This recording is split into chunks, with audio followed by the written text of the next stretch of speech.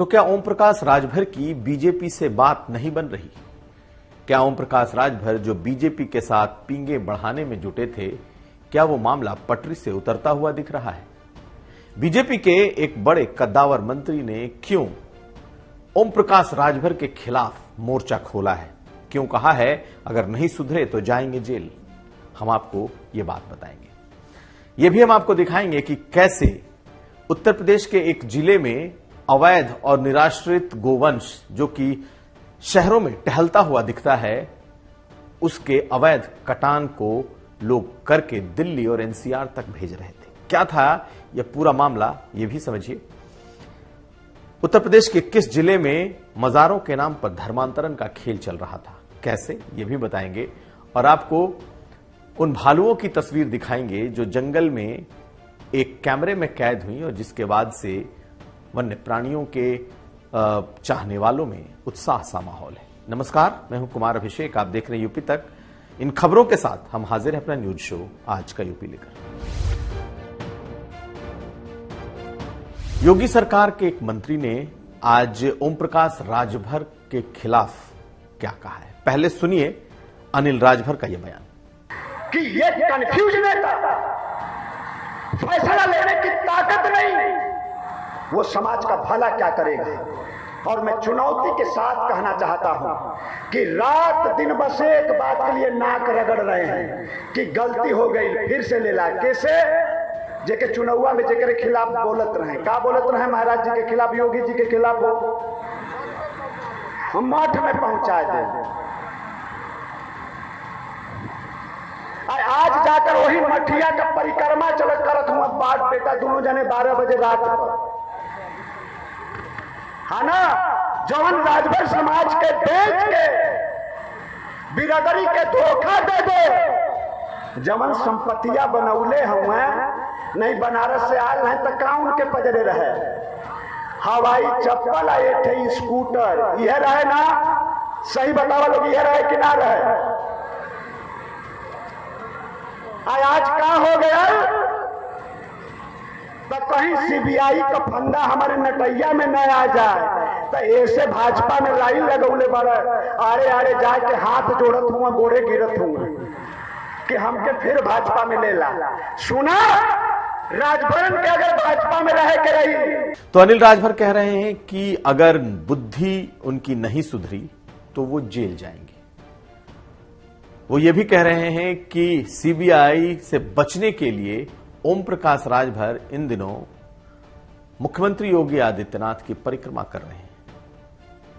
उन्होंने ये भी कहा कि जो शख्स पहले अंसारी बंधुओं की परिक्रमा कर रहा था, वो अब योगी आदित्यनाथ की परिक्रमा कर रहा है। आज उन्होंने राजभर समाज के बीच में यह भी कहा कि वो पीला गमछा उतार दें, नहीं तो बर्बाद हो जाएंगे। तो ये तमाम बातें अनिल राजभर ने कही है। जी हां, योगी सरकार में कैबिनेट मंत्री हैं, ओम प्रकाश राजभर के धुर विरोधी माने जाते हैं। और पिछली बार जब ओम प्रकाश राजभर को कैबिनेट से हटाया गया था, तब अनिल राजभर को उनकी जगह पर कैबिनेट का दर्जा देकर मंत्री बनाया गया था। तो आप ये बातें सुन लीजिए एक बार फिर क्या कह रहे हैं अनिल राजभर। उसके बाद हम आपको इसके सियासी मायने समझाएंगे। तब वो आप लोगों के समझ में बात नहीं आवता। एक का इलाज हो, एक इलाज, कवन इलाज? उनके पजरे जाई छोड़ दा लोग, अपने बाल बच्चन का भला चाहत हुआ लोग। तो एक बात सुन ला लोग, महाराज कहते हैं बहुत ईमानदारी के साथ,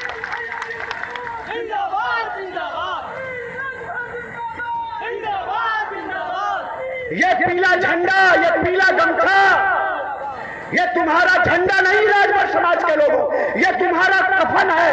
अगर इसको निकाल कर फेंके नहीं तो उसमें तुम बर्बाद हो जाओगे, खत्म हो जाओगे, तुम्हारी जान चली जाएगी और राजनीति में तुमको बचाने वाला कोई नहीं मिलेगा। इसको उखाड़ कर फेंक कर भगा दो यहां से। तो आपने सुन लिया, लेकिन इसके पीछे की सियासी वजह क्या है? दरअसल ओम प्रकाश राजभर पिछले कुछ समय से बीजेपी के करीब आने की कोशिश कर रहे थे, लेकिन हाल के दिनों में जब विपक्ष एकजुट होता हुआ दिखाई दिया तो ओम प्रकाश राजभर एक बार फिर विपक्ष का गुणगान करने लगे।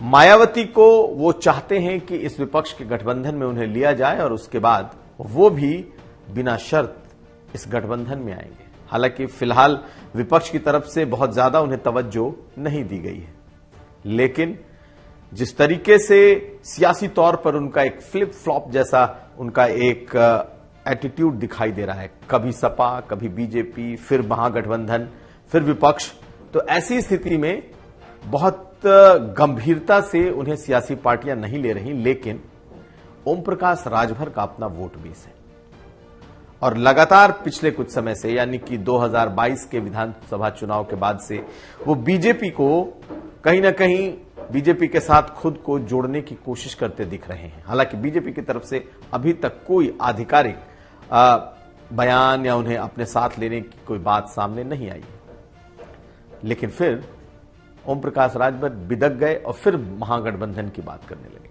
तो कहीं ऐसा तो नहीं कि महागठबंधन के साथ ओम प्रकाश राजभर के जाने की खबरों ने बीजेपी को बेचैन कर दिया है, और यही वजह है कि अनिल राजभर एक बार फिर ओम प्रकाश राजभर के खिलाफ खुलकर बोलने लगे। हालांकि बीजेपी ने ओम प्रकाश राजभर के खिलाफ अपने नेताओं को नहीं बोलने की नसीहत दी थी, और दयाशंकर सिंह सरीखे कई ऐसे मंत्री हैं जो कि माने जाते हैं कि वो ओम प्रकाश राजभर से करीबी है और वो कई दलों को जोड़ने की क्षमता रखते हैं। लेकिन अनिल राजभर सरीखे जो बीजेपी के नेता और मंत्री हैं, उन्होंने एक तरीके से मोर्चा खोल दिया है। देखना यह है कि ओम प्रकाश राजभर क्या बीजेपी में के पास आते हैं या फिर एक बार फिर वो गठबंधन की राह पकड़ते हैं। अब अगली खबर।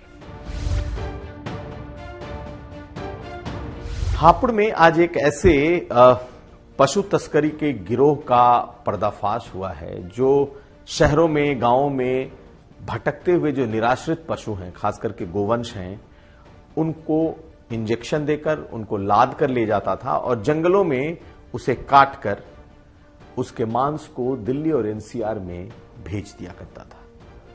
ये एक पूरा का पूरा सिंडिकेट है। आज हापुड़ में 4 ऐसे पशु तस्कर पकड़े गए और इन्होंने कबूला है कि वो दिन भर शहरों में रेकी किया करते थे।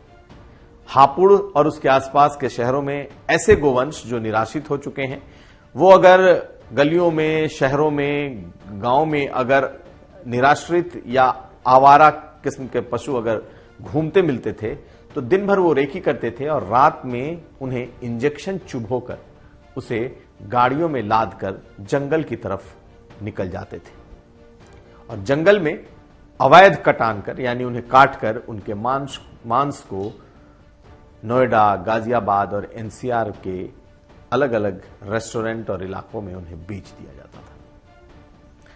क्या था यह पूरा मामला? यह खुल करके सामने आया है। सुनिए हापुड़ के एसपी का यह बयान जब उन्होंने पशु तस्करों के इस राज को खोला है। देखिए, शासन और मुख्यालय के निर्देशानुसार गौकसों का अभियान एक चल रहा है वृहद स्तर पर पूरे समस्त जनपद में। इसी कड़ी में थाना हापुड़ नगर पुलिस ने कुछ गौकसों को गिरफ्तार किया है। ये जो गौकश हैं ये दिन में पशुओं की रेकी करते हैं और अपने साथ इंजेक्शन लेकर के घूमते हैं और जब भी जहां इनको मौका मिल जाता है वहां पे इन गाय को ये लोग इंजेक्शन लगा करके बेहोश कर लेते हैं और अपनी सेंट्रो गाड़ी में ले जाते हैं और सेफ स्थान पे इनका कटान करते हैं। उसके उपरांत दिल्ली, गाजियाबाद, मेरठ तथा आसपास के जनपदों में इसको बेच करके आर्थिक लाभ उठाते हैं। अब हम आपको आजमगढ़ का एक धर्मांतरण का वीडियो दिखा रहे हैं। दरअसल धर्मांतरण में के इस खेल में आजमगढ़ में हिंदुओं को मुसलमान बनाने का एक खेल चल रहा था। 16 लोग इसमें गिरफ्तार किए गए हैं। दरअसल मजारों के नाम पर तकरीरें की जा रही थीं और हिंदू देवी देवताओं के खिलाफ यहां भाषणबाजी हो रही थी और तरह तरह के जो करतब, तरह तरह की बातें और खेल यहां दिखाया जा रहा था। चमत्कार और कुछ ऐसी चीजें बताई जा रही थी जिसके आधार पर ये लोग धर्मांतरण का खेल इसकी आड़ में कर रहे थे। ऐसा दावा आजमगढ़ पुलिस का है। उसने तकरीबन 16 लोगों को गिरफ्तार किया है और एक घर में मजारों के सामान को ला करके, बाकायदा ढोल मृदंग और साथ साथ हारमोनियम जैसी चीजों के साथ संगीत का कार्यक्रम और उस कार्यक्रम में धर्मांतरण। हालांकि मुस्लिम धर्मांतरण में अमूमन ऐसी चीजें नहीं देखी जाती, लेकिन इस तरीके के धर्मांतरण का यह खेल यहां पर चल रहा था, जिसमें जादू टोना और साथ साथ चमत्कार की बातें थी। सुनिए, आजमगढ़ पुलिस ने इस खेल का जो भंडाफोड़ किया है तो क्या कहा है। कल देर रात्रि थाना देवगांव अंतर्गत चिरकीहिट गांव में धर्म परिवर्तन की सूचना जरिए मुखबिर पुलिस को प्राप्त हुई। इस सूचना को सादे वस्त्रों में पुलिस बल भेजकर तस्दीक कराया गया और उसके बाद थाने से पुलिस बल के द्वारा दबिश देकर कुल 18 व्यक्तियों को गिरफ्तार किया गया है। इनसे पूछताछ में स्पष्ट हुआ है कि चिरकीहिट गांव के अवधेश पासी के घर ये लोग धर्म परिवर्तन के उद्देश्य से एकत्र हुए थे। इस गिरोह का सरगना सिकंदर पुत्र सज्जाद, जो मैनपुर थाना बरदा का निवासी है, इसको भी गिरफ्तार किया गया है। इसके द्वारा अवधेश पासी के घर पर एक मजारनुमा स्थल तैयार कर धार्मिक चिन्ह स्थापित कर तकरीर की जा रही थी और बीमारी ठीक करने व अन्य प्रलोभन देकर इन सब के नाम पर धर्म परिवर्तन कराने की इसकी योजना थी। इस प्रकार के कृत्य का यहाँ ये इनका पहला प्रयास था, जिसके दौरान इनको गिरफ्तार कर ये कार्रवाई की गई है। और अब लखीमपुर खीरी में दुधवा जंगल से एक तस्वीर आई है और ये तस्वीर वन्य प्रेमियों के चेहरों पर मुस्कान लाने के लिए काफी है। दरअसल इस इलाके में भालू बहुत कम संख्या में थे, एक तरीके से उन्हें विलुप्त ही माना जा रहा था, लेकिन भालुओं की आवाज लोगों ने सुनी थी। अब उनकी तस्वीरें भी सामने आई हैं। बाकायदा भालुओं का एक झुंड बैठा हुआ दिखाई दिया, जो तस्वीरों में कैद हुई और उसके बाद वन प्रेमियों में ये खुशी की लहर दिखाई दी। आप इन तस्वीरों को देखिए। दुधवा जो नेशनल पार्क है, जो जंगल है, वो एक तरीके से पशु प्रेमियों के लिए अब स्वर्ग जैसा बनता जा रहा है। वहां बाघों की संख्या लगातार बढ़ी है और अब भालुओं की संख्या के बाद तो खुशी की लहर वन प्रेमियों में दिखाई दे रही। तो ये था आज का यूपी। हम फिर हाजिर होंगे, तब तक आप देखते रहिए यूपी तक।